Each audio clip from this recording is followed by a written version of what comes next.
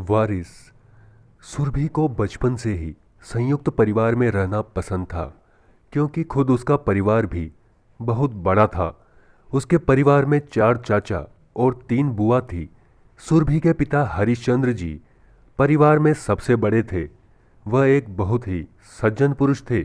पूरे गांव में उनके परिवार का बहुत नाम था।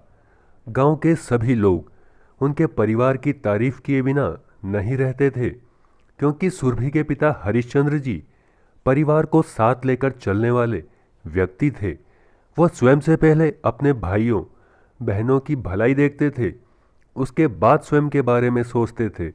सुरभि का सबसे छोटा चाचा रमेश बचपन से ही अपने बड़े भाई से ईर्ष्या करता था, क्योंकि समाज में उनकी बहुत इज्जत थी। हर कोई उनके आगे नतमस्तक हो जाता था। गांव में कोई भी समस्या आए, किसी भी तरह की परेशानी हो, लड़ाई झगड़ा हो, सभी गांव वाले फैसला करने के लिए हरिश्चंद्र जी को ही बुलाते थे।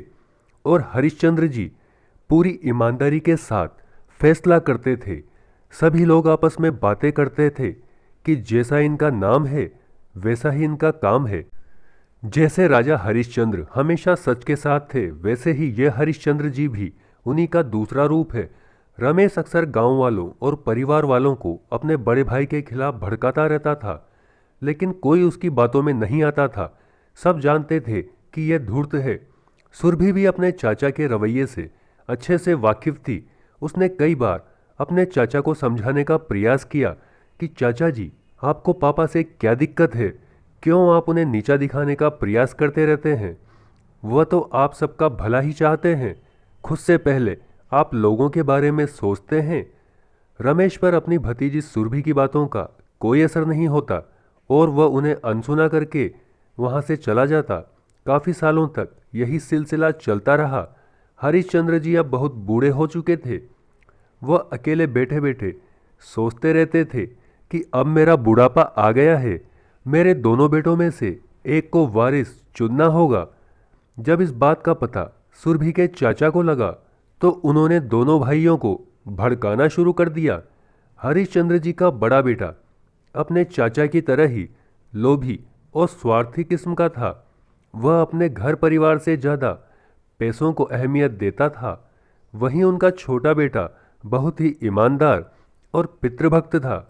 वो हमेशा अपने माता पिता की सेवा के लिए खड़ा रहता था।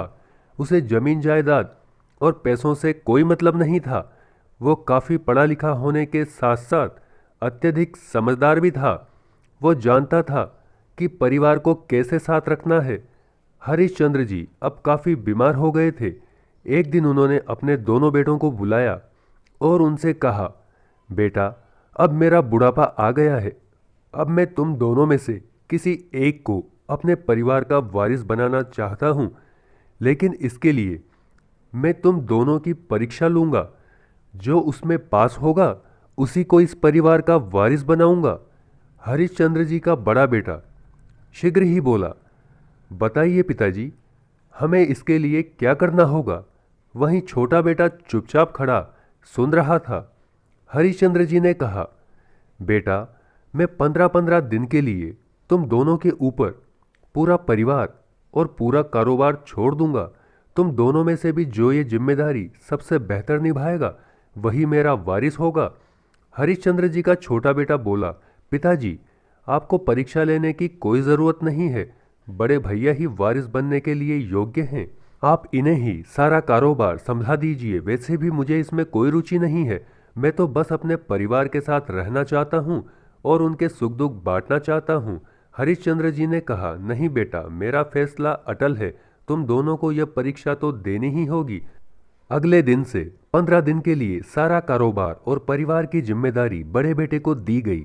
बड़े बेटे के हाथ में पैसा और कारोबार आते ही उसने अय्याशियां शुरू कर दी। पैसों को अनाप शनाप लुटाता रहा, गलत काम करता रहा। जितनी जायदाद उसके पिताजी ने उसे 15 दिन पहले दी थी, उसमें मुनाफा तो दूर की बात है, आधे से ज़्यादा जायदाद उनके बड़े बेटे ने गलत कामों में पड़कर बेच दी। आज बड़े बेटे के 15 दिन का अंतिम दिन था। उसे अपने हाथ से सत्ता जाने पर बहुत दुख हो रहा था, लेकिन क्या करे, पिताजी के फैसले के आगे वो कुछ बोल नहीं सकता था। अगले दिन से ही छोटे बेटे को 15 दिन के लिए पूरी जिम्मेदारी दी गई। हरिश्चंद्र जी का छोटा बेटा बहुत ही होशियार था। उसने अपने कारोबार की सारी बारीकियां पहले ही समझ रखी थी। पहले ही दिन से उसने अपनी जिम्मेदारी बखूबी निभाई।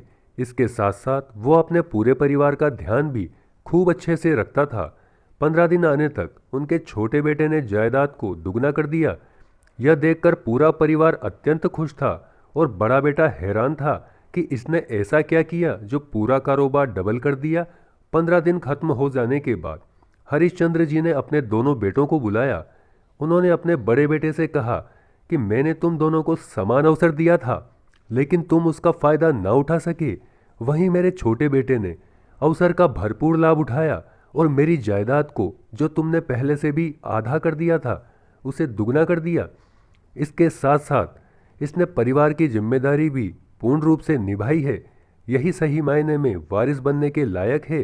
तभी वहां पर सुरभि आई और अपने पिता से बोली, पापा, मैं जानती हूँ बड़े भैया घर परिवार में कोई रुचि नहीं रखते। इन्हें सिर्फ जमीन जायदाद और पैसे ही चाहिए, लेकिन फिर भी मैं चाहती हूँ कि आप इन्हें एक मौका और दें। हरिश्चंद्र जी अपनी बेटी की बात से सहमत हो गए। उन्होंने कहा, ठीक है बेटी, तुम अगर चाहती हो तो मैं इसे एक और मौका देता हूँ। बताओ इसे क्या करना होगा। सुरभि बोली, पापा, बड़े भैया को 1 महीने तक पूरे परिवार के सभी सदस्यों की बातें माननी होगी, चाहे वो उन्हें अच्छी लगे या ना लगे। वह उनमें से किसी पर भी गुस्सा नहीं निकालेंगे। इसके साथ साथ इस 1 महीने में उन्हें आपका कारोबार भी बढ़ाना होगा। अगर वो ये दोनों काम कर पाते हैं तो आप इन्हीं को परिवार का वारिस बनाना। हरिश्चंद्र जी का बड़ा बेटा अपनी बहन और अपनी पिता की सारी बातें सुन रहा था। वह मन ही मन सोच रहा था, इस बार मैं किसी को निराश नहीं करूंगा, पूरे परिवार का अच्छे से ध्यान रखूंगा। इसके साथ साथ कारोबार में भी मुनाफा कमा कर दूंगा। हरिश्चंद्र जी का बड़ा बेटा बोला, पिताजी, मैं तैयार हूँ, इस बार मैं आपको निराश नहीं होने दूंगा। हरिश्चंद्र जी का बड़ा बेटा पूरी ईमानदारी से अपना काम पहले दिन से ही करने लगा। धीरे धीरे दिन गुजरने लगे और 30वां दिन आ चुका था। परिवार के सभी सदस्य उससे खुश थे। इसके साथ साथ कारोबार में भी उसने काफ़ी बढ़ोतरी कर ली थी। यह देखकर हरिश्चंद्र जी अत्यंत खुश थे। उन्होंने अपने बेटे से कहा, बेटा, बस मैं तुम्हें सुधारना चाहता था, वारिस तो तुम्हें ही बनाना था, लेकिन मुझे पता था कि तुम गलत संगत में पड़ गए हो, जिससे बाहर निकलना तुम्हें बहुत आवश्यक था। हरिश्चंद्र जी के बड़े बेटे को अपनी गलती का एहसास था। उसने अपने पिता से क्षमा मांगी और भविष्य में ऐसी गलती दोबारा ना करने का वचन दिया। दोस्तों, आपको हमारी कहानी कैसी लगी कमेंट करके हमें ज़रूर बताएं। चैनल को लाइक शेयर सब्सक्राइब करना ना भूलें।